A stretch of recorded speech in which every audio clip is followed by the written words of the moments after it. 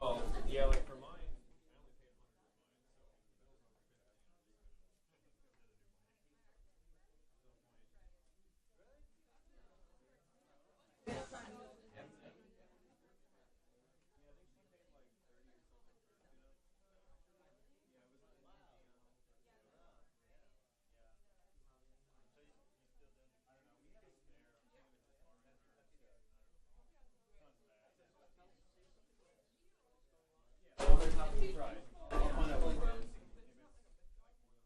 All right, everybody. Hi. I'm Alyssa Kendall. I'm one of the faculty in transportation for some of the new students who might not know me. And I'm going to be introducing our speaker today. Dr. Miguel Hayed is an assistant professor at the University of California, Davis.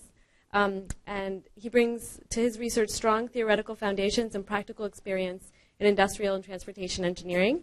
He received his bachelor's and master's in industrial engineering from Universidad del Norte in Colombia, followed by a master's in transportation engineering and a master's in applied mathematics, followed by a PhD in transportation engineering from Rensselaer Polytechnic Institute in New York. His research interests are in the area of freight transportation, sustainable transportation systems, humanitarian logistics, supply chain management, and operations research.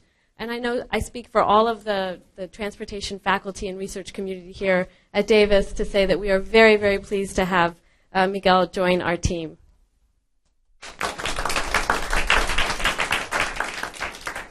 Thank you, Lisa, and thank you everyone for being here and for inviting me to give this talk here at ITS.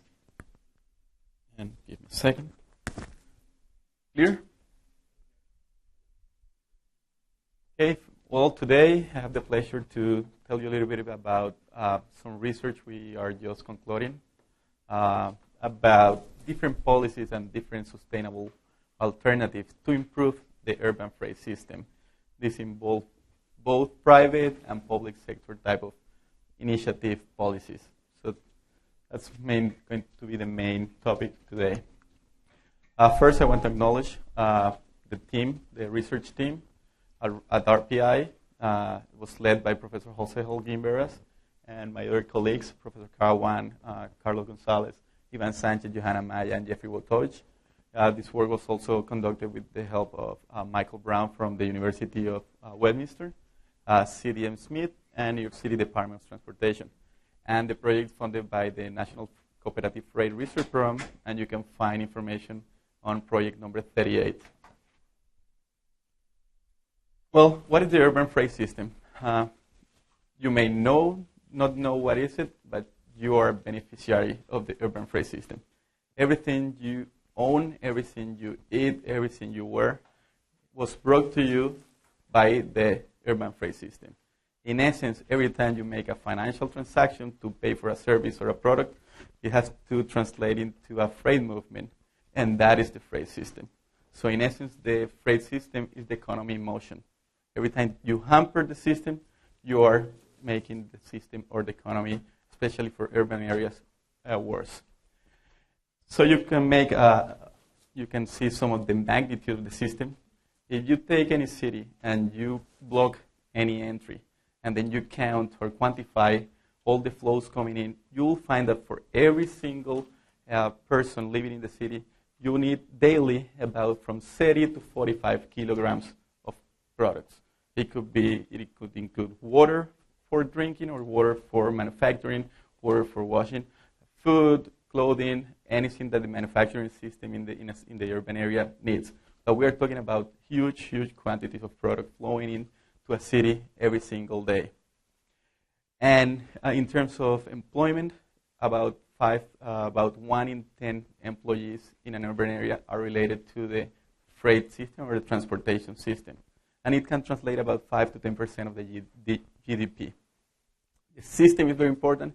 However, it's also responsible for many of the problems faced or that you can notice. For instance, it takes the transportation system in general uses about 30% of the energy, of the total energy consumed, about 70% of the fuel, and then it produces a lot of externalities, carbon monoxide, nitrogen oxide, all of them in large quantities. And the freight system has a large share in all those emissions and pollutants. However, since we need the system and we need to make everything better, the urban system or any other system, we need to find ways to optimize and to make the system more sustainable. And that's what we did in this project. Try to find what have been done in the literature or in different cities around the world. What are the pilot tests that have been conducted in different locations to see what works, what didn't work, why, and what can we learn. And the final product of this project was a planning guide that will be used by MPOs in different locations around the country. So what is really important for the system from the public sector point of view? What is the role of freight policy? In essence, the freight policy needs to ensure that the flow of this cargo flows in the best way. And in essence, you maximize the benefits of the flows, that they arrive at the destination in the best way, but you minimize all the different problems that they could produce. So there are many people involved, or many economic agents involved in the freight system. You are part of this system as the final consumer of the products. There is some economic agents that produce the flows. Some of them send the flows, some of them transport the flows, some of them do some transformation in between, and so on. When we want to find alternatives to improve the system, we have identified that the producers, shippers, and receivers are the ones we want to target. This goes in opposite to many traditional way of thinking that to improve the system, we need to modify the behavior of the carrier. The trucker, the carrier, the one that is actually transporting the cargo, is just the conduit of all of those different agents. He's at the mercy of what all of the others hired them to do. If they hire them to deliver in the most congested area at the peak hour, they will have to do it. Because if they don't, somebody else will do it.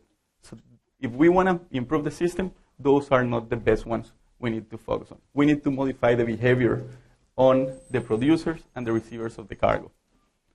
We have Office Max coming in. So we developed No congestion. No congestion, yeah. But it's not an electric vehicle either. I hope it's not too big. It looks. But it's going to carry only a small It's carrying rubber bands in a ball.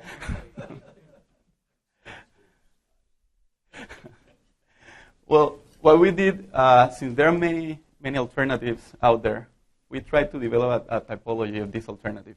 And we imagined them to belong to those two main ranges. Ones that are focusing on the supply of the freight system, supply of infrastructure, or supply of the services, and at the other end, on the demand for those services and those flows. So we developed about 8 groups.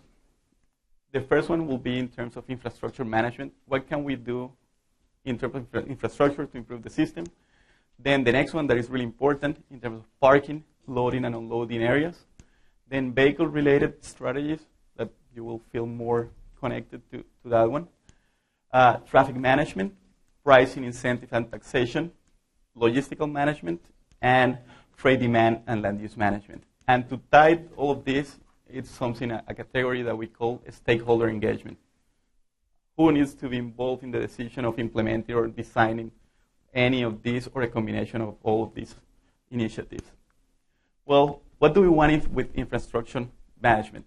We want to improve the freight system by changes, upgrades, or improvements in the infrastructure. We can have major improvements. For example, we have the urban area, and in some cases, the through traffic, the one that doesn't stop inside the city, is large enough that it warrants the creation of ring roads, but to bypass the city. However, we need to be careful when designing this type of ring roads that we are not making the situation worse for the surrounding communities that will be impacted by the ring road. We can also have new and upgraded infrastructure. We would like to, different modes are more efficient in different type of settings. We want to improve or take advantage of all the benefit that the different modes could offer. So we need to incentivize the creation or the improvement of maybe intermodal facilities. So we have rail in the long distance, in the long haul, and then in the last mile, maybe using smaller vehicles. And also, another alternative is to develop freight cluster villages or freight areas where we do a cluster of all the activities, all the economies that are related to the freight system. What we are doing in this case is kind of concentrating maybe the impacts, and we have those impacts in one location, and we can combat those impacts at the specific location. Again, and in the same case for the ring road that I was mentioning, we need to be careful where we place these clusters. If we place them close to communities, maybe those communities nearby will get worse off because of the congestion of the freight traffic. If we put them too far away, then all these trucks will have to traverse more distances to do their operation, and then we'll be increasing vehicles miles traveled. In terms of minor improvements, it could be related to how the vehicles actually operate in the highway, in the roads inside the city. How can we improve the intersections so the trucks have the appropriate turning radius? Something that is maybe not as big as creating a new piece of infrastructure that could create a lot of benefits for the urban delivery system is maybe creating ramps for hand carts and forklifts that are going to, for the truckers that are going to offload the cargo and then move into the establishments. If they don't have a ramp, then they will have to use a different type of technology to bring in the goods. In terms of parking, loading, and areas management, we have done a lot of work in this area. It's very important. And what we want to do in this case is basically first to understand if there is enough curb space or loading spaces allocated for these activities. If there is not, we need to find the space. We need to, in some cases, fight with other users of the curb space, maybe public transit, pedestrians, cyclists, to see which one is going to benefit or which allocation of this limited space is going to create the optimal system performance. In a dense city, maybe here in Davis, you see it sometimes in the downtown. You see trucks being double parked. That creates a lot of safety issues for pedestrians, for cyclists, because they don't see what's coming in the opposite way. They will have to go in the counter traffic. And in some other cases, when all of this cargo is being unloaded from the trucks, it's placed on the curbside, it's placed on the pedestrian area. So what have been done? Well, first, creating freight parking and loading zones specialized for trucks. So there is a space that they know they can come in and unload the cargo. Loading and parking restrictions. Okay, there are places that trucks shouldn't park in there because they will clear more conflicts with the other users. Peak hour clearways. They have been used in Australia, for instance, where different roads at peak hours are designated for maybe public transit or for passenger cars, but in the off-peak are truck parking or commercial vehicle parking. And in vehicle parking reservation systems, this could be used in large traffic generators, in large buildings, where the limited amount of loading docks is not up to the requirements of all the deliveries and truck trips that they will require in a single day. So we need to optimize in time and space the available facilities. Off-street parking, we can do enhanced building codes, especially in large cities. For instance, in New York City, most of these buildings were built 100 years ago, where the type of vehicles were different, the type of requirements and the type of freight trip attracted and produced by a single building were not up to what they are today, to the levels what they are today. And in some other cases, the building facades are protected by historical restraints. So we need to see how we can improve and we can allocate the parking and loading of these vehicles. Timeshare of parking space. Again, like the reservation systems, we have limited spaces. How can we optimize? How can we create a schedule for deliveries? How can we use ITS or any other technology so the drivers know there are spaces available or at which time, which delivery windows they can use for parking. In terms of vehicle-related initiative, you can see every single alternative that you can use to improve the vehicles, or technology or equipment that is being used for the loading and loading transport of freight cargo. You can see they use alternative fuels, hybrid electrics, CNG, LNG, or changing the way the vehicles look like, or putting and installing, upgrading, doing some retrofits to the vehicles, so they produce less emissions, less pollutions, and so on. In terms of low noise delivery practices and regulations, well, you can induce a change of behavior by some of these regulations. And in some cases, we have seen some companies that mostly deliver to residential area where the ambient noise is lower than in the commercial district, because they are forced to use maybe electric vehicles to, I don't know, those companies that deliver home produce and fresh food. They are forced to use this type of vehicles because of the noise regulations. And there are also other alternatives that they can use, maybe doing a small retrofits to the vehicles. We implemented the off-hour delivery program in New York City, and I will talk a little bit about that later. But one of the main concerns about doing night deliveries was the perceived noise that this operation will carry. We found out that doing small retrofits to the trucks, to the lift, to the cars that they use, changing the wheels from metal wheels to rubber wheels where they transport the pallets will go a long way to improving those problems. In terms of traffic management, well, these are all those related to how the traffic behaves, the traffic moves. And this is, we were discussing this during the lunch. These are the most widely used alternatives to improve the system.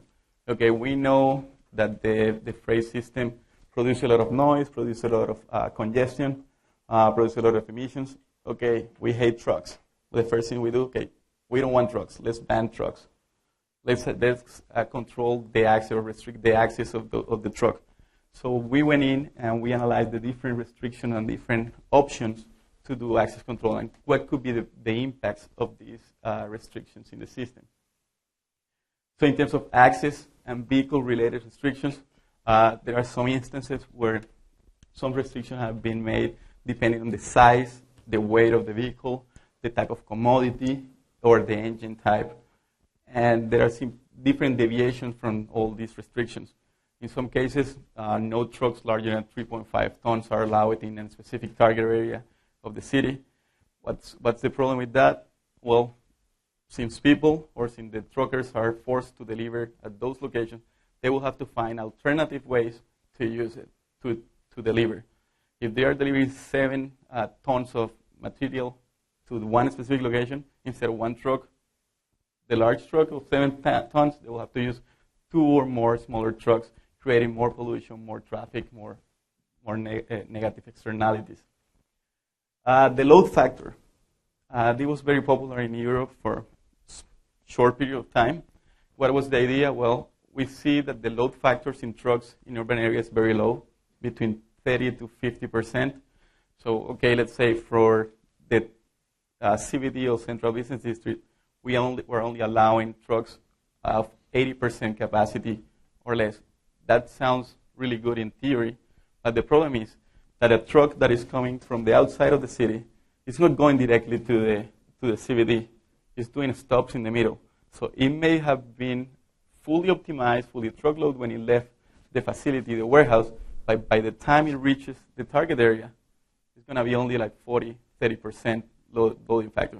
So what this type of strategies are imposing into the system is for those companies to send a truck to the outside and then sending another truck to the inside of the target area.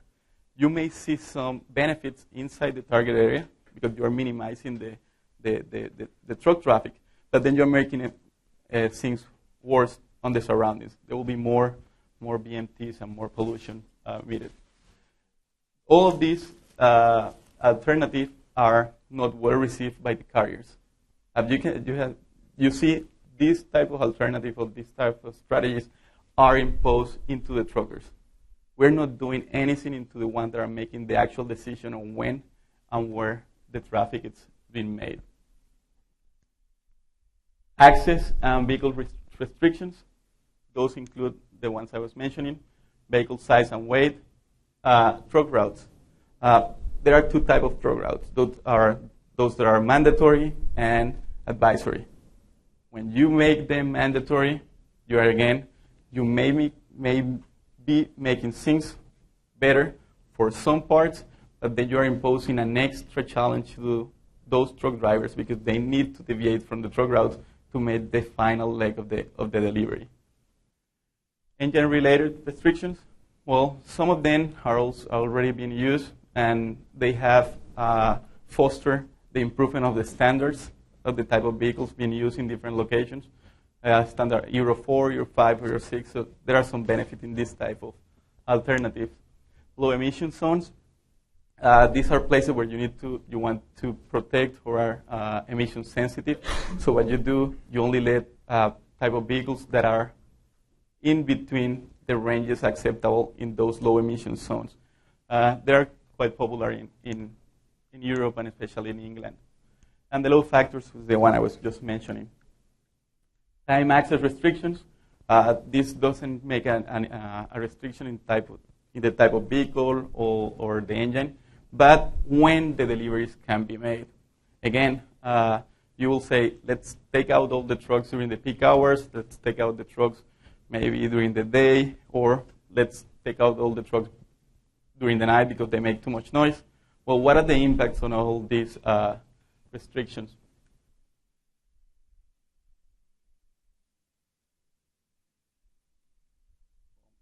Slide, but I will tell you.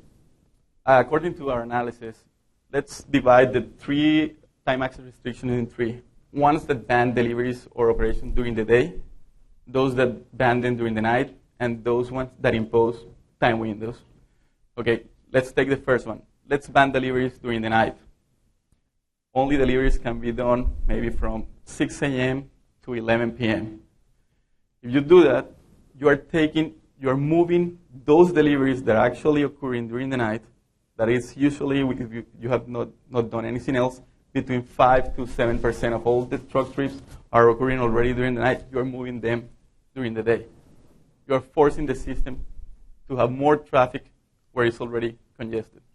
Now, let's say we ban all deliveries during the day, so they can only occur during the night. Why do you guys think right now 93% of all deliveries are done during the day? Or first, where do you think or when do you think deliveries or drivers want to drive in a congested city? During the day or during the night? Night. And the ones that receive, when do they want to receive, during the day or during the night? And if 93% of all the deliveries are being done during the day, who has the market power? The receivers. So if we impose a restriction on the drivers, they have no way to counteract that. We need to focus on the receivers. So by moving all the or forcing everybody during the night, these are the ones suffering. They don't care. They do the law so that they should care somehow. That's a challenge. That's what we think. We need to modify the behavior of the receiver. But what people have experienced in places where they ban deliveries during the day or during the night is that the delivery guys or the truckers have to deliver when the receiver wants, even if that means breaking the law, or coming with special ways of delivering, such as people were telling us in India, they are changing all these vans and taking everything inside to put cargo in. But now they have a proliferation of delivery vans in the city, creating more traffic, utilizing more curb space, and many other problems faced by that. You can do improvements by analyzing delivery time windows in different locations of the city.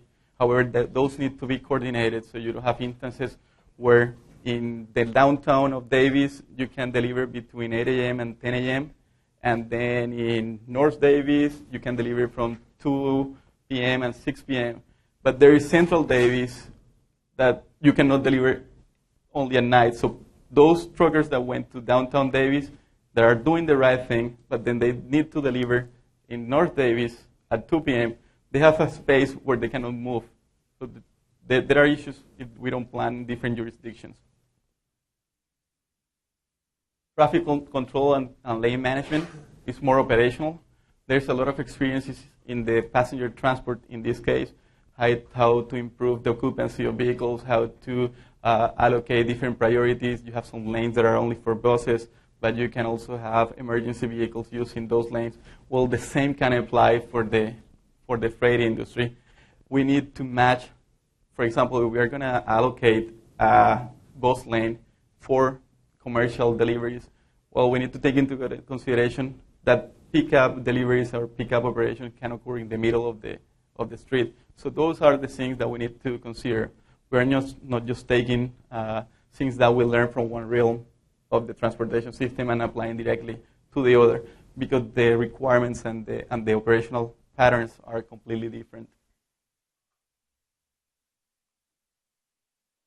Exclusive truck lanes dedicated for different sides of the vehicles. This could be usually on the ring roads, on the highways surrounding the city that are better to connect the areas. And these are all related to the truck routes, where the conditions need to fit the requirements, the vehicular requirements of the vehicles, of the trucks. Then the next one, pricing, incentives, and taxation. There is a lot of work being done in terms of pricing. Congestion pricing is getting very popular for passenger vehicles. And people have said, well, why not do freight congestion pricing, and then that will solve the problem, because if you price the truckers a higher charge during peak hours, they will switch, obviously, to the non-peak hours. So that's the rationale, but reality is completely different. And it goes back to what I was saying about the receivers having the market power. If they want to receive the cargo at peak hours, there is no way that the carriers can switch their operations.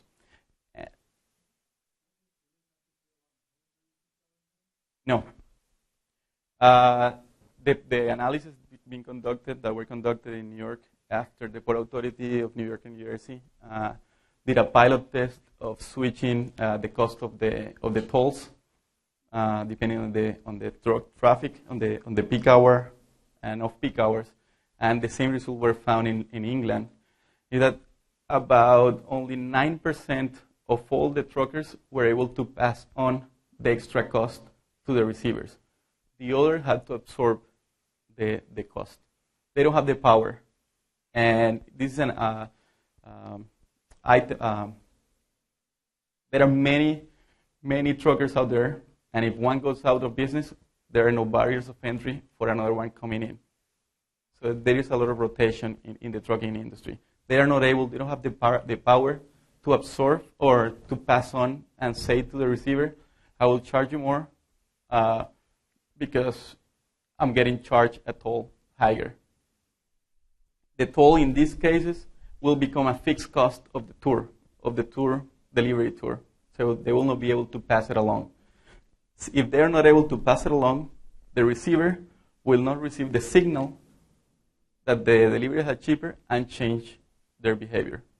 That's what the two cases that have been studied in detail have shown. However, going back to your question, there is already a prime paid in dense cities where all the deliveries are higher. But if you increase the tolls, that signal will not reach the receiver. Pricing and incentive and taxation the basis is to use monetary signals to change behavior. That's what I was saying about the congestion pricing in London for passenger vehicles. Had a great success. but the instances where they have tried to manipulate or to change the behavior of the freight industry didn't. However, the tolls and pricing could be used to raise revenue, that could be used as incentive or to fund a tax incentive program for the city, but not as the way to get behavioral changes. Parking pricing. The idea of parking pricing is to improve the throughput of limited parking availability. New York City did a test, and they got good results using Unimeters and raising and lowering the price of parking at different times of day. San Francisco Smart Park program did the same with similar results. So we see that pricing in this case can achieve the results. However, if you go out in a major city, you will see that most of the trucks have 1, 2, or more tickets, parking tickets on the windshield. That's why in some cases it's lack of enforcement. In some cases the cost or the price of the ticket is not enough to offset the requirements that the receiver made them to do. In some other cases, like for the big companies, you can see that those companies are paying between $1,000 to $2,000 per truck per month in parking. And in some other cases, the large companies have a dedicated office inside their company to fight traffic tickets. And we have seen companies that pay $7 million or from $700,000 to $1 million per year in traffic tickets. And that's after they are being able to reduce all the ones they could fight. The only ones they can fight, and I think they will be really mad here in Davis, is any parking ticket that relates a cyclist. Those ones they cannot fight. They are not that happy when they create a biking lane where there are a lot of commercial establishments. Because those tickets they cannot fight. Yeah. Yeah, but if you see, there's no other place to park.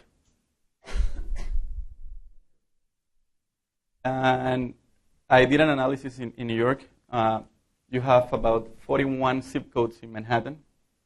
If you count or you estimate all the traffic or the freight traffic generated by the establishments in the city and the amount of estimated parking spaces on the street, you have about 10 zip codes where the demand for parking is way larger than the capacity. So we are putting tickets on them where physically there is no other place they can park. Incentive. There are many ways that we can create incentives. And you have a question? Many ways we can create incentive, or many ways the incentives can have different impacts into the system. Incentive recognition programs. We have done analysis where companies value recognition programs. In some cases, a recognition program, I don't remember right now the exact values, but some of them, just by recognizing that they are doing things good, is like giving them between $1,000 and $3,000, like a financial incentive. They value this type of incentives really good. Certification programs, the US EPA have come out with the Smart Way program. PIEC program is a program in the Netherlands to reduce noise. Some of these programs in different levels provide incentive, provide additional grants to do retrofits on their vehicles. What was really interesting about the Smart Way program is that when you read the Smart Way, it only incentivizes you when you are using technologies that are better. But there are other things that company can do in terms of their logistics, in their operations, that could achieve the same or better results than the changes, the operational or technical changes that they are required by the EPA. The EPA, I think, is now maybe reconsidering to include all of those different alternatives that companies have to be part or to be recognized. Operational incentives. How can we foster the use of electric or low-emission vehicles? How can we change the behavior of the trucker because they don't have any incentive to pay more for a vehicle that is going to do the same job. Why do we want to pay the premium 2 or 3 times the price if we are not receiving the direct benefit? How can the public sector intervene in those cases, or even the private sector intervene in those cases, so that those companies that change their operations to a low emission, to a zero emission, receive some advantages? This could be financial or in any other way. Taxation, it's kind of an incentive. If you switch to a low emission vehicle, what type of tax deduction you could get, what type of write-off you could get. And the best way to mix all of this is you can use pricing to fund the incentive to different type of programs. Logistical management. These are type of strategies that change how the operations are done. The most common one is cargo consolidation. Is very popular. Intelligent transportation systems, ITS, and last mile delivery practices. In terms of consolidation, you will see a lot of references to urban consolidation centers, urban micro platforms, logistic clusters inside the cities. They are very popular. And in Europe, some of these ideas have been tested, have been pilot tested. What you don't see is that after a couple of years, when the money is gone, the money from the grant to run the program is gone, most of these are not economically feasible. Why? The cost for doing the transshipment and to do the operation at those facilities is too large. The land value to do this operation is really high. There are other alternatives that I will discuss there.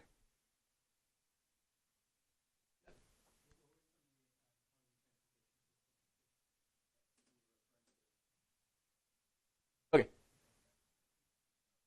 This one?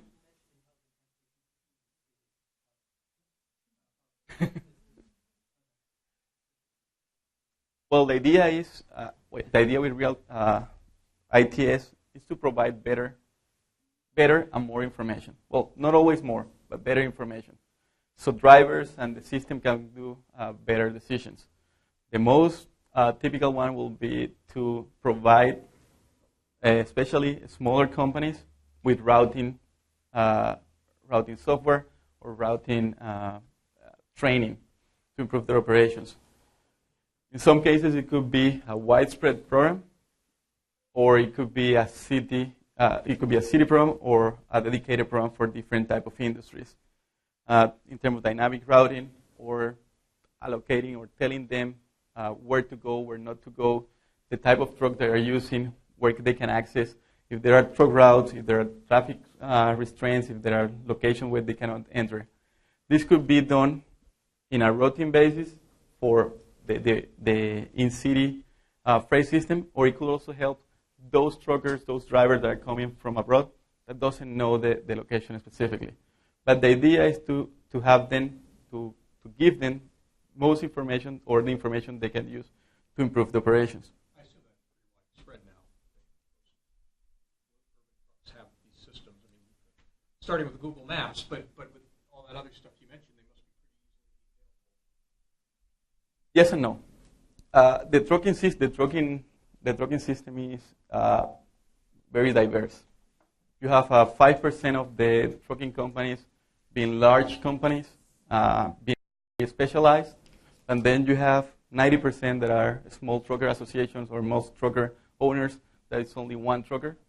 The technology adoption in those cases is very low. In some cases, they don't trust technology, or they fear they use the technology.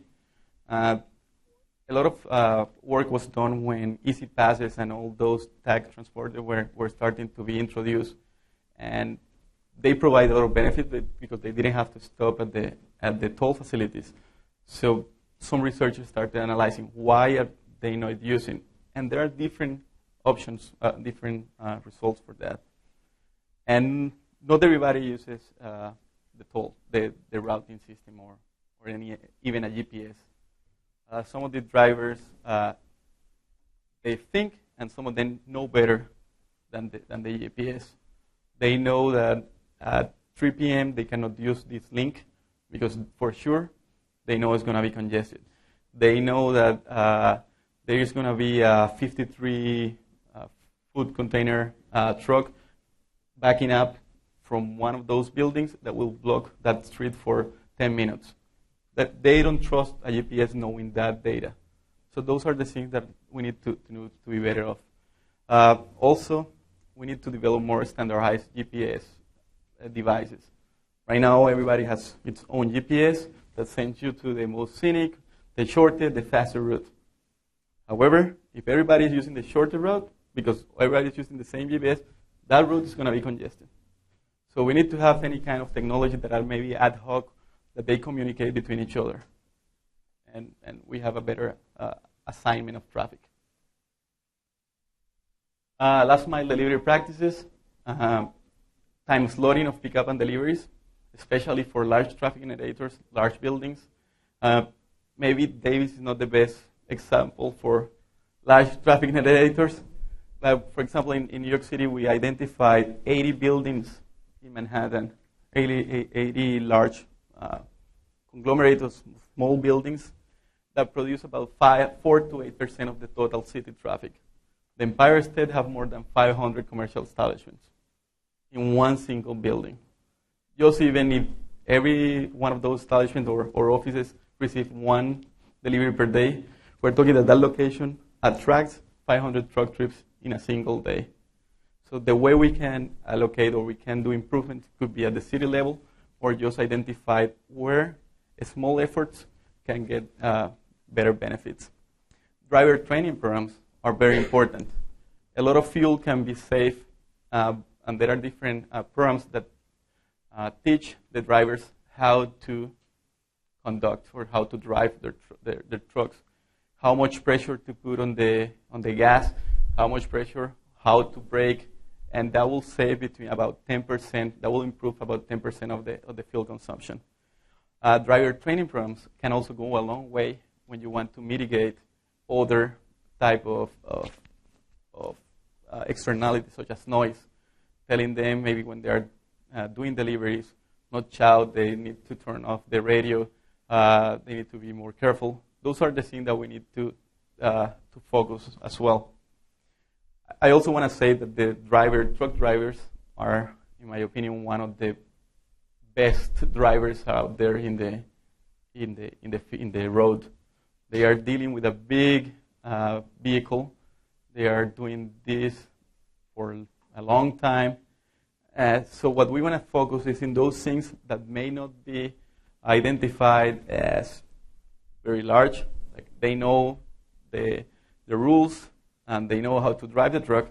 There are specific things that can be trained, and there are programs that have been developed to do that. Anti-idling programs, well, the name suggests, and it can go in different ways. Maybe for urban deliveries, maybe at the ports.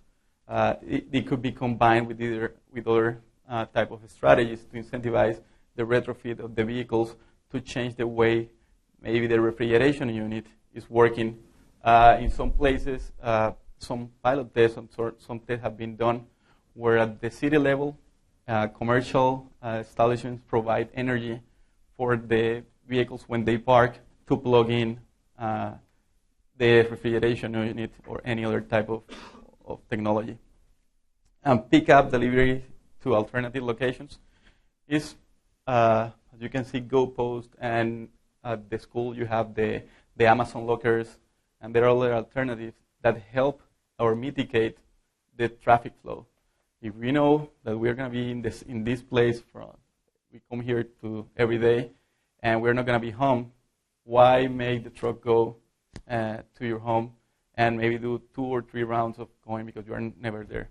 So this type of facilities try to find large traffic generators, large conglomerates, to put locations where traffic can be diverted and consolidated.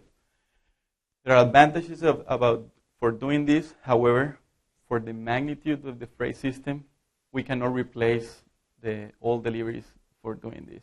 You will need an entire campus full of lockers to fulfill the need of all the establishments. In some other cases, not only for consumer products, but they have been used maybe for service, for the service industry, where maybe the cable repairman people, they use some of these lockers as temporary inventory places, where they put some of their equipment or some of the parts they will need for the repair. So different technicians can use those lockers to come up and put some of the parts. And maybe have a truck in the city, only one truck, filling up or restocking whenever the inventories are low. Demand and land use management. From all the above, we feel that demand and land use management are the way to go, because they modify the behavior. They go at the decision makers. In terms of demand modeling in demand freight management, we have examples such as the of-hour delivery program, staggered work hours, receiver-led consolidation programs, mode shift programs, and in terms of land use, we can identify relocation of large traffic generators, or integrate freight into land use planning. That it may seem obvious, but it is not. It's only until now that even states and localities are required to have a freight plan. The freight system have always been the ugly dog in the system. So knowing what the freight system will do when you are doing land use planning, it's very, very important. So let me tell you a bit about what we did during the off-hour delivery program. As I said, it's a voluntary program. We are not mandating that everybody do it. So it's different to daytime or nighttime delivery vans. It's not a time window. It's just saying, okay, if you do deliveries between 7 p.m. or 6 a.m. or in different locations that the hours are different, we'll give you an incentive. But who are we talking to? We have the receivers and we have the carriers. As I mentioned, the receivers don't want to do it, the carriers do. So there is no need to do an incentive, to give an incentive to the carriers. The only need that carriers need is that the receivers are willing to participate, because they are their clients. So for the off-hour delivery program, during the pilot test conducted in 2010, we gave them a financial incentive, a one-time financial incentive for them to switch to the off-hours. Now, after the pilot test, there was a large-scale implementation where these incentives were not necessary. There were other different alternatives, recognition programs, as I mentioned before, and also word of mouth. During the pilot test, some key players went into and participated, and that fostered other companies saying, okay, if he's doing it, I need to do it. So those are the things that we need to concentrate. There are other examples about the off-hour or successes of off-hour deliveries during the London Games. A program conducted by the Transport for London office was very successful, and it's a lot of work because it's not only the freight system. You need to make the public accept and see the benefits of the system. What are some of the benefits? Well, for the carrier, less congestion. They could optimize the routes. If you don't have to deal with the congestion, your travel times are smaller, so you can put more stops into one route.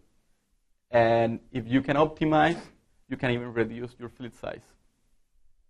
For the carriers, for the receivers, well, since they have to switch to the night, in some cases, some of them hire an extra staff to receive. That is an extra cost. In some other cases, they didn't because we provide them additional alternatives, such as double door systems or maybe video. With the help of New York City DOT and other grants, some of them were able to fund or are in the process of looking at alternatives and how to fund these retrofits to improve the system. After the pilot test, we conducted interviews, and they said that I will say the best benefit, or the one they hired, they value the most, is reliability. They need deliveries or they need produce or products during the day, and the trucker says I will be there from 10 to 12, but because of congestion, they never knew when the delivery was going to actually happen. With the deliveries, the night deliveries, they knew every night or every morning the product was going to be there. In addition, during the day, they're always busy with customers. If the trucker arrives, they need to allocate somebody to face or to accept the delivery. So there were a lot of savings in that. A similar program was developed in the Long Beach and Long Island, Long Beach and Los Angeles port called the Pier Pass to promote operations during the off hours. In this case, it works differently. The truckers need to pay an extra fee to conduct operations during the peak hour. Staggered work hour programs. This is based on a staggered work hours idea, where why do we always need to start at 8 and finish at 6? Why do all establishments open in the same time? Sometimes they don't know. They only do it because everybody else is doing it. So the idea with all of these type of firms is identifying the possibility of staggering the way they work, the way and the times they receive the deliveries. Receiver-led consolidation. This is in contrast to the consolidation type of initiative I was discussing before. In this case, we are not forcing the system to use an extra facility inside the core. What we are saying is, okay, let's consolidate at the origin. Let's consolidate the number of truck trips that are going to arrive at the urban center, at the core. This has to be initiated by the receivers. The carriers cannot, by their own will, do this. The different consequences or different benefits of this, first, we minimize the number of truck traffic coming into the area. We consolidate cargo. In most cases, since they are consolidating at the origin, at their supplier level, different receivers are doing, they can negotiate better deals for the transport and the transfer fees. And also, an example is what they did in the Transport for London did, and they developed delivery and service plans. And the idea is to, at the building level, look at how many deliveries, how many services are they conducting, and try to see at the building or at the operation or company, how can we improve the system. An example is in the Transport for London building. They realized that they had more than one cafeteria, all selling the same products, but all having different suppliers for the same products. So they were able to reduce, I think it was in the order of 30% the amount of truck traffic that building was producing. And usually buildings, university campuses, they don't take the time to do this type of analysis. We may have in UC Davis different cafeterias, different departments ordering office supplies, but there is no agreement, there is no consolidation, no cooperation between the departments to minimize the impact or the footprint. Mode shift programs, these are also really popular, and they are getting a lot of traction in the research and practitioners industry. However, it's very hard. First, because to shift trucks in a city is going to be also another road mode. You cannot shift to planes. You cannot shift to, well, maybe if Amazon and Google come out with the drones. But I mean, the options or the alternatives are very limited. Some of the things that have been tried where they are available, for example, in the Netherlands, they tried to use barges to do deliveries. The barge was used like a warehouse, a mobile warehouse, and then they were stopping, and then small vehicles were doing the deliveries. But it was only like a test. It was a pilot, and it's very expensive. Then it's also very popular to do the trikes. It can be used in very small niches, in various small cities. It depends on the typology. In a flat city, you can maybe go a longer distance. Whether you have hills, I don't see somebody paddling, I don't know, 3 tons on the back of the bike. Oh, probably in India they do. Yeah, but I think they will use the rickshaws easier. They get 3 more guys to push this thing up the hill. Yeah, there are things that government have done that have kind of hampered this initiative. For example, in New York City, they ban electric bikes. So everything has to be done not manually, but by foot on the bikes. So the amount of cargo they can carry is lower. In Oakland, in Oregon, in Portland, there are a few companies that are doing truck deliveries with great success, and in other cases. But again, we go back to the same problem that the Urban Consolidation Center have, or what they deal. The amount they need to cap, they need a larger market to be captive for the operations to be financially viable. They will have to have the land and space to do the consolidation, and that takes time and that takes a lot of financial efforts. And land use management, relocation of large traffic generators. It can be done by the will of the companies. Sometimes they are forced to move out because the lands start getting more and more expensive. However, this has resulted in what is known as logistical sprawl, and it's where all the warehouses are getting further and further away from the urban centers, creating more and more problems. And what I was saying before, integration of freight and land use planning is very important. We need to understand that freight is a very important, very vital part of the urban system, and we need to see how it's going to be impacted. If we are doing land use planning or land use plans, how are we going to take into account that these operations are going to take care whether we want it or not? In some analysis we did analyzing freight trip generation and land use. First, every single jurisdiction in the whole U.S. have a different land use definition. So maybe commercial for here is different than commercial for New York, different than commercial for Chicago. So we need to understand exactly how we're going to measure this. Is land use the best definition for economic and commercial activity? And going back to the New York case, most of the land uses are mixed land use. Even in residential land uses, we were having a lot of truck traffic because now, more and more, we're becoming final customers of the freight system. Now here it's a little bit different, but I used to receive at least 1 delivery per day from UPS or USPS or FedEx, and I will assume that here it will be pretty much the same for all of you. So you are becoming your location, your house, your building is becoming a large attractor of freight traffic, and we need to consider that when we do land use planning and we allocate space to do so. And the final one that I was mentioning is stakeholder engagement.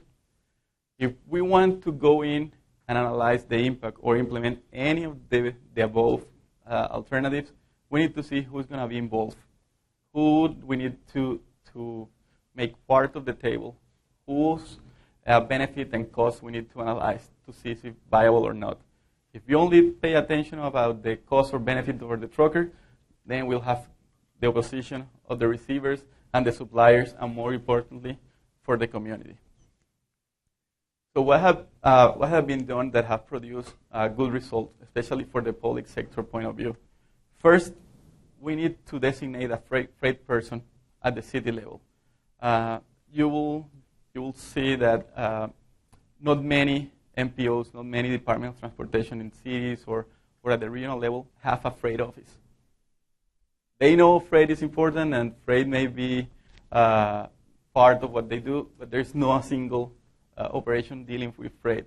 However, they have a public transit, they have a modeling, they have a pedestrian, they have a cyclist, but in less cases, in very few cases, they have a freight office. What are the importance of a freight office? Well, the freight industry have a point of contact with the government. They know if they have a problem, somebody to talk to. Trade and Industry Advisory Group, the government and the private sector, well, the government only knows what they can see. The private sector can only know what they can see from their point of view. We need to have the government with the help of the private sector, creating a technical advisory or industry advisory group.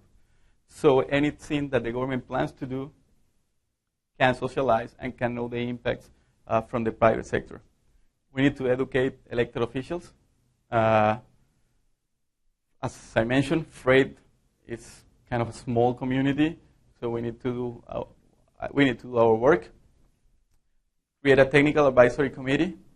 It's not only the industry giving the point of view, but people train in freight matters. In the U.S., for instance, just until last year, November last year, the Department of Transportation created a National Advisory Freight Committee. Just until last year. And the other problem with the freight industry or freight perception is when I ask people or when I mention freight, you always think about the big truck coming out of the airport or coming out of the port.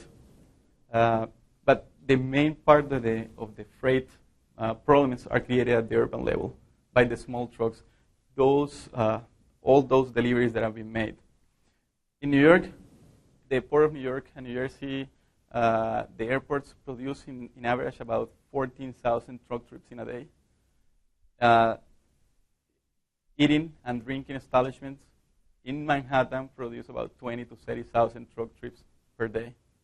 So we are seeing that the magnitude of the problem is not only in those interregional and port-related big trucks, but all of these smaller vans, all of these smaller trucks that are on the network. And actually, those are the ones you see inside the city. You don't see the big truck blocking up the street. Freight quality partnerships, when you want to do focalized projects. And, well, foster industry-led best practices, disseminate best practices.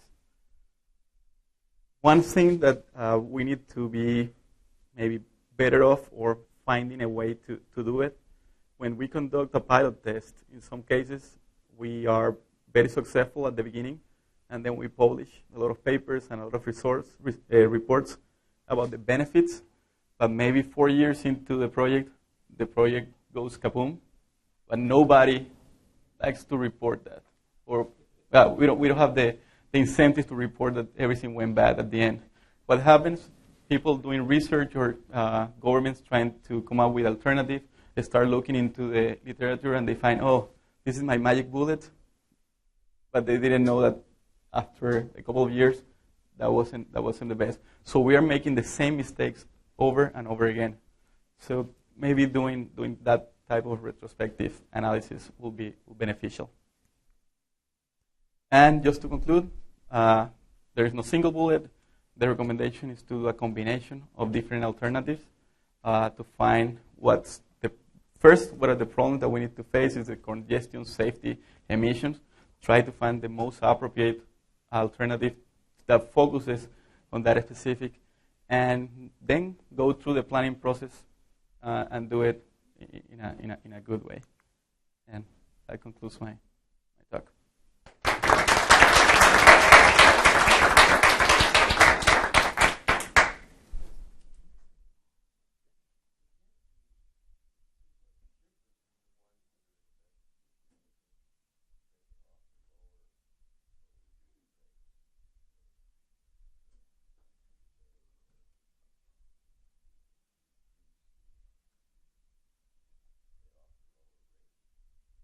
The shippers or the carriers?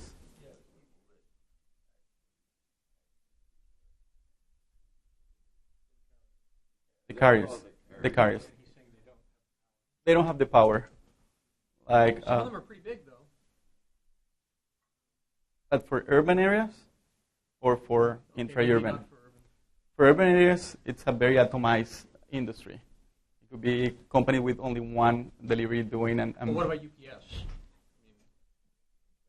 Yeah, those are different. Like UPS, FedEx, and USPS are parcel deliveries, are completely different industry. They are the most professionalized, the most industrialized, but they also, because of the magnitude of their operation, in some cases they don't care what they do. If you see in a big city, You see UPS and FedEx are, in 90% of the cases, you will see them double parking or parking illegally because they can absorb all of those parking tickets. They really don't care what they do. However, they are already optimizing internally all the things they can. They are doing 80 stops in a route. They are minimizing the fleet they are using. They have the power, and in some cases, they are the forefront of the industry, and they are the ones buying electric cars, using hybrid vehicles, because they have the means. But in the same sense, they can absorb, or they can absorb all the problems that they create internally, but they don't care what the main issue is on the outside.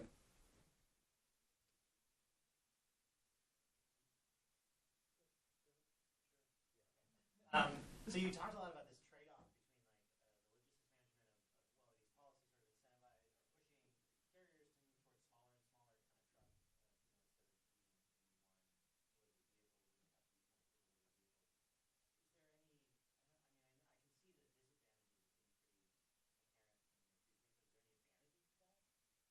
In some cases, there is.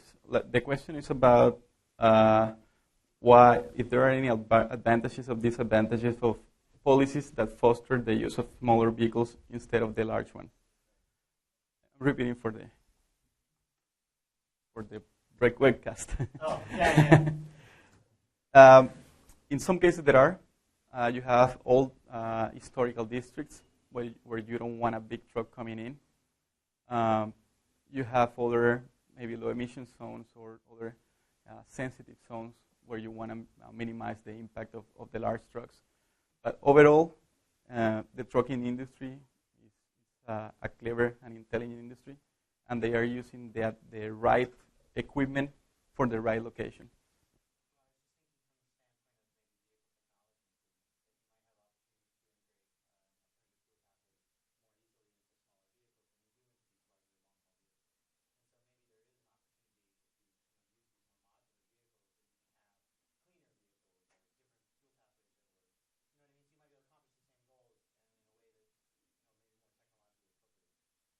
Yeah, but remember that doing a renewal of your fleet is really expensive. So companies are not, they don't see a short-term benefit of doing those large capital investments because the industry is so tight that they don't know if they're going to be here next year. And since the margins are so low, they're not even recovering the cost of the maintenance. So in many cases, how the truckers are working is that they will use the truck until the truck is not running anymore. So it's really hard to do this. Maybe as I was mentioning, the big companies, UPS, FedEx, Walmart, some of those industries can do this type of renewal programs. Or it can be a national policy that provides incentive for the companies to do so.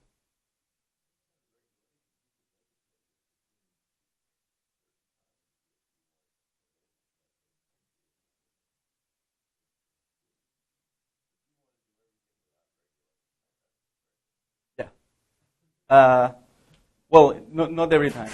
You need to see if there is a market imbalance and then go in and fix it. But if the market is competitive and the market is doing well, every time you interfere, you're making the imbalance. So it will have to be, it becomes a cycle. And you need to fix what you were trying to improve with the policy you were trying to make.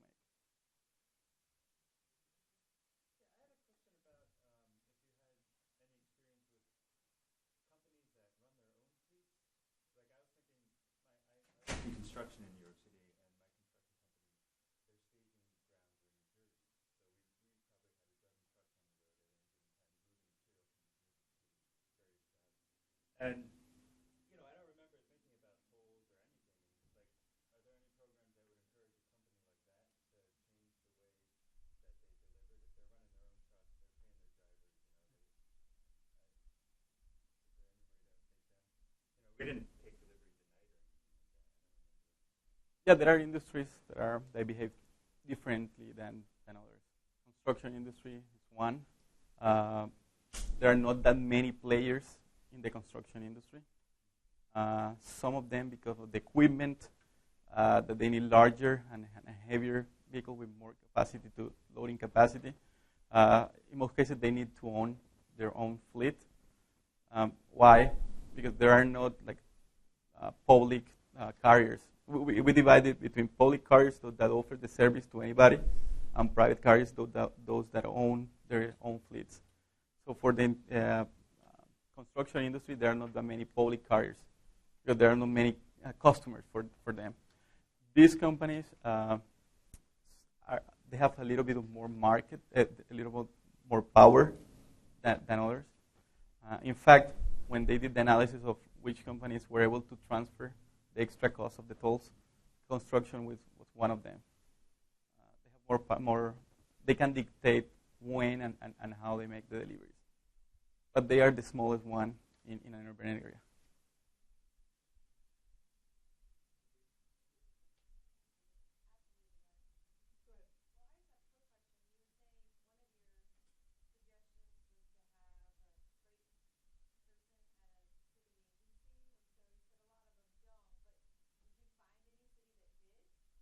Yeah. I will say my experience with New York City DOT. New York City created a freight office a couple of years ago, and for the project we implemented, the of our delivery project, that office, and especially Stacy Hodge, was instrumental. She was not only the freight person or the liaison between us, the university, and the participant, but she was also hands-on in everything that we did. And every time that the project needed the input from any other of the governmental agencies, maybe EPA or the Port Authority or any other governmental agencies, she was the one making that happen. So it's not only for the truckers, but every time, and it's not that person. I'm saying about a group of people in charge of freight. Every time you talk about freight, you want to do something, it could involve maybe changing regulation on parking. And even the freight office is not the one in charge. That freight office has the power to contact and to engage the other offices within the same department or within other agencies. And there are a few other that are doing the same type of arrangements. But my experience with New York City DOT and worked perfectly.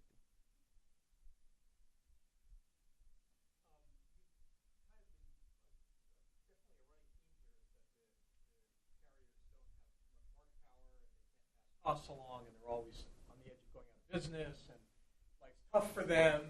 And I'm sure that's true. But that's sort of true for businesses in general. They all have to deal with fuel price swings that can be pretty considerable, and probably sometimes that does drive some of the business. But that just doesn't sound to me like a good argument against doing things that force them to internalize costs that are, that right now society's bearing.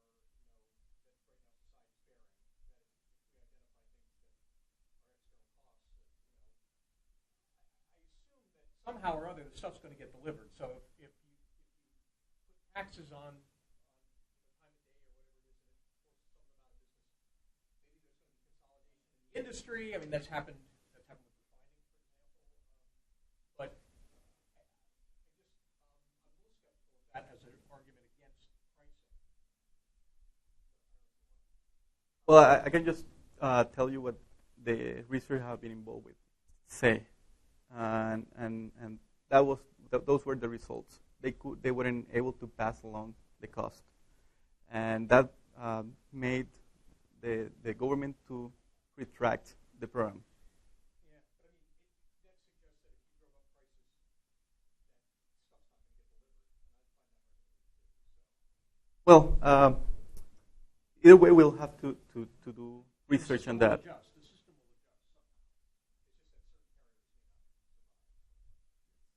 And what I'm afraid is who's going to make the political decision on doing that. That's always the place. Of a lot of environmental analysis is that we're trying to put costs back on within the system, and that does raise costs. And, we need to also make sure we're looking at the societal cost benefit, not just the picture from the Yeah, definitely, definitely. And everybody has to pay. It's not only the ones on the freight system. We'll have to pay because we are the final drivers of demand. And yeah, and we need to be aware of that.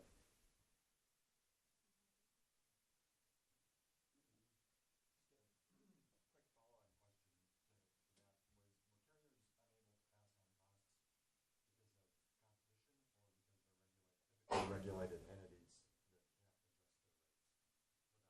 Competition. Competition. Uh, the answer from the surveys, that was one of the main responses, competition. We cannot.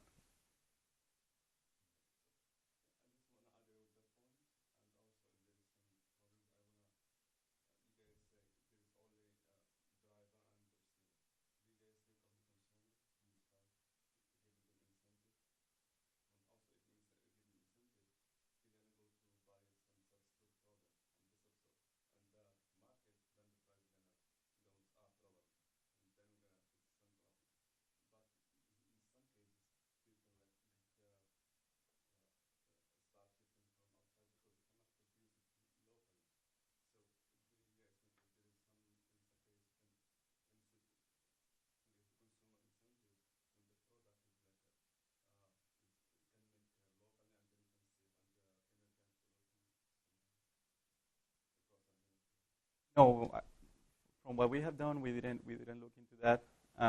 But I think that is the recurring theme in major cities right now. Eat locally, produce locally, and incentivize that. And I think that's the success of many of the modus operandi of maybe Whole Foods, because you're paying a premium, but you are hopefully helping the local community. And there are other, you can create programs to maybe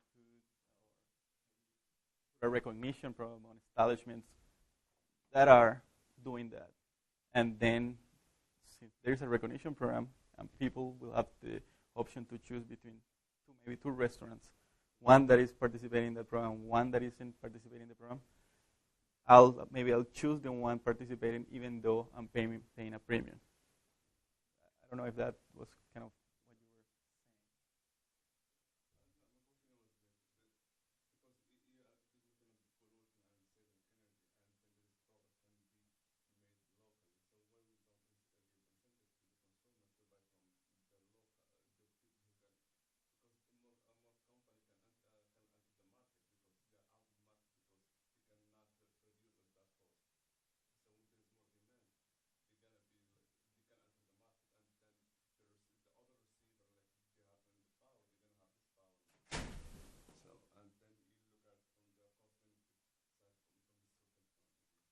No, I'm all for it. Like, if you can change behavior of the one driving the demand, the system will improve. But we are in the same page that this is an incentive, and they have the will to participate or not. And that will be different than saying Davis or establishment in Davis can only buy their raw materials from the California state. So that will be a different context.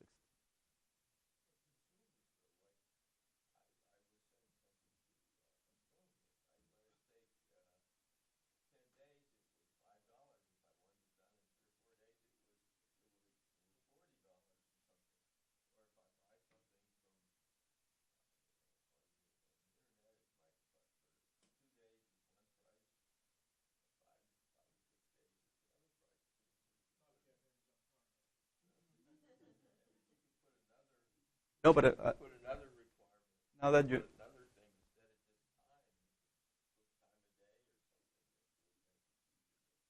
but now that you mention in Amazon Prime, Amazon Prime have come to a cost to Amazon. Before Amazon Prime, they only had 10 warehouses in the U.S. Now they have 40 something, and going to having maybe one warehouse per state or per metropolitan area. They know the cost if it has increased in terms of logistics.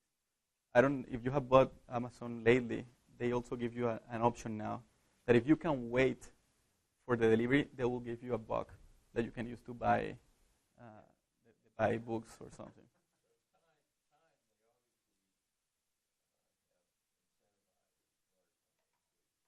You can go two ways. You can look at Amazon and say, okay, I'm going to invest $1 trillion and offer 2-hour delivery.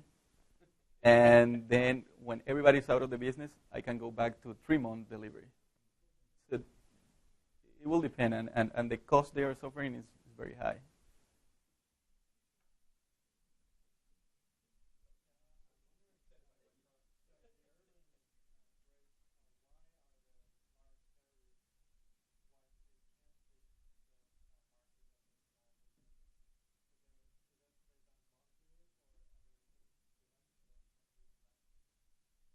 In some cases they do. In some others, well, a large carrier usually they have to consider additional cost. They need to guarantee a higher return cargo because they have extra additional fixed cost, and they are not in some cases that needy of just getting a small shipment just to pay the day-to-day to eat that day. So those are the things that differ in the market. There are so many that they will drive the cost down to the marginal price, but the marginal cost of doing the activity. And the large carriers, they can absorb one of those. They can subsidize internally operations, so they don't need to go into those cases.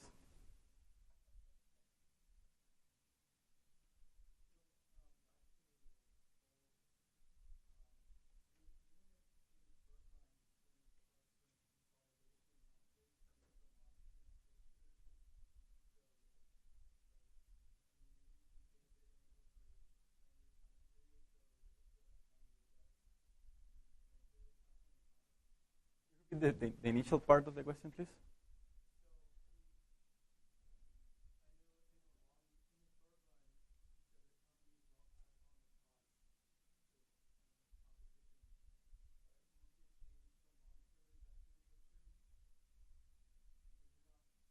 But for So whom? it's a longer term equilibrium that adjusts. And there was like one of the pilot studies you mentioned where short term,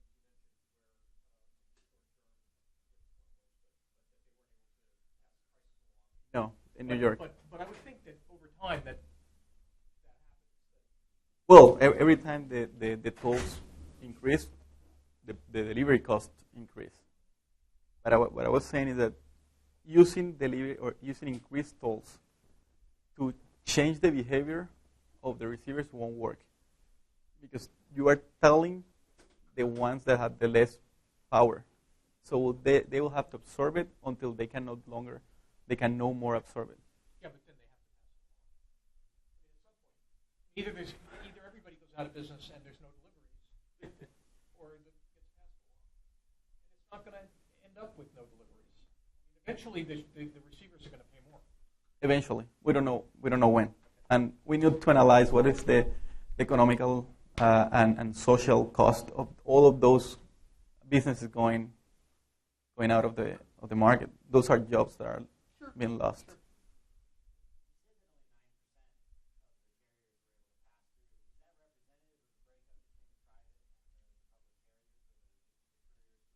I don't remember.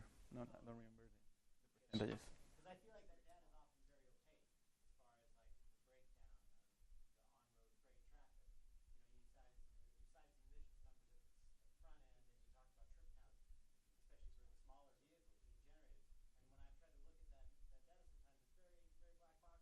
Is the emissions picture from freight and how it breaks up between large long-haul carriers, small carriers, private companies. Like, and like we were talking earlier, the reliability argument seems like a big one to me. I've been in an operational role where I had to accept deliveries, and time of delivery was a big issue, and reliability was a big issue.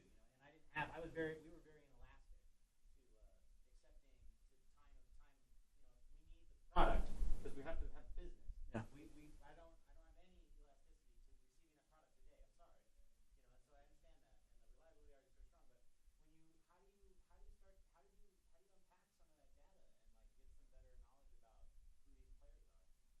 Pretty hard. First, because you can know who the public companies are, because their industry code is that. It's a carrier company and a public carrier company. However, to analyze who is a private carrier is really, really difficult. When you look into Walmart, you don't see that it's a trucking company. It's a retailer, but they have one of the largest fleets in the country. So that's one of the challenges, to quantify the impacts of all these private carriers and the public carrier company. I don't have the answer, but it's a huge challenge. Trying to figure out when this is supposed to end. People can stick around. All right, so maybe if there are some more questions, we can stick around for a few minutes. Thanks a lot. No problem. Great. Nice to meet you too. Yeah, thanks. Hopefully we'll work together, guys.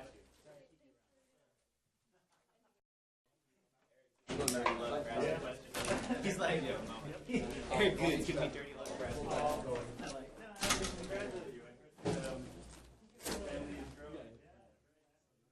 How you doing? I'm all right. Yeah? How's your finger? Better, huh? Yeah. You gotta put something on it, like keep it still. Like this one?